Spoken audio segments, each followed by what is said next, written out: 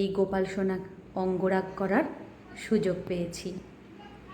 দেখা যাক আমি গোপাল সোনাকে কতটা সাজিয়ে তুলতে পারি। হাই, আমি মানসী। এই প্রথমবার শ্রীকৃষ্ণের অঙ্গরাগ নিয়ে চলে এলাম আরও একটি ভিডিও।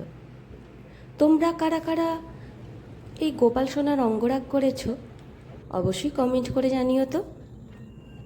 জানো তো, এই কাজটা করার সময় না আমার একটু ভয় লাগছিল। খালি মনে হচ্ছিল যদি হাতটা কেঁপে যায় তাহলে এই সোনুর সব সাজটা নষ্ট হয়ে যাবে। আমি প্রথমে সাদা রং দিয়ে সারা গায়ে লাগিয়ে নিয়েছি, তারপর এই নীল কালারটা করেছি, লাল রং দিয়েছি, দেখো মাথায় ময়ূর করে দিয়েছি, হাতে ময়ূর করেছি। এগুলো ছিল না। গোপাল সোনার কাছে ময়ূরের পেখম থাকবে না তাই কখনো হয়। তারপর গোল্ডেন কালার দিয়ে সব গয়নাগুলো সাজিয়ে নিয়েছি, মুকুটেও দিয়েছি গোল্ডেন কালার। এবার সাদা রং দিয়ে আমি চোখটা করে নিচ্ছি। সাদা রং দিয়ে চোখটা করে নেওয়ার পর আমি কিভাবে করলাম অঙ্গরাগটা সেটাই আস্তে আস্তে দেখে নেব। তবে তার জন্য ভিডিওটা সম্পূর্ণ তোমাদের দেখতে হবে। এখানে আমি অ্যাক্রিলিক কালার ইউজ করেছি, তবে অয়েল কালারও ইউজ করা যায়। তারপর আমি ভুরুটা করে নিলাম, দিয়ে আরেকটু ভালো করে সাজিয়ে গুছিয়ে নিয়ে আমরা দেখব আমাদের গোপাল সোনাকে ঠিক কতটা মিষ্টি লাগছে।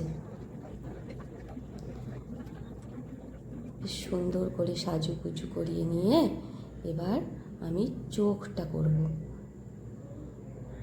যতক্ষণ না চোখ করা হয় ততক্ষণ পর্যন্ত মনে হয় যেন সাজটা কমপ্লিট হয়নি। যেই চোখটা করা হবে যেন মনে হবে এই মূর্তিটিতে প্রাণ প্রতিষ্ঠা হলো। বলো তো কেমন লাগছে? খুব মিষ্টি লাগছে না গোপাল সোনাকে? তোমরা জানিও গোপাল সোনাকে আমি ঠিক কতটা মিষ্টি করে সাজিয়ে তুলতে পেরেছি। এবার একটু আলতা পরিয়ে নেব,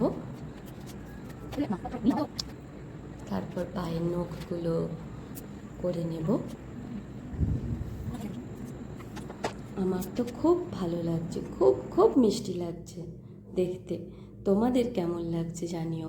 এবং সবশেষে আমি একটু বার্নিশ করে নিলাম। এবার দেখো কেমন লাগছে অবশ্যই জানিও কমেন্টে।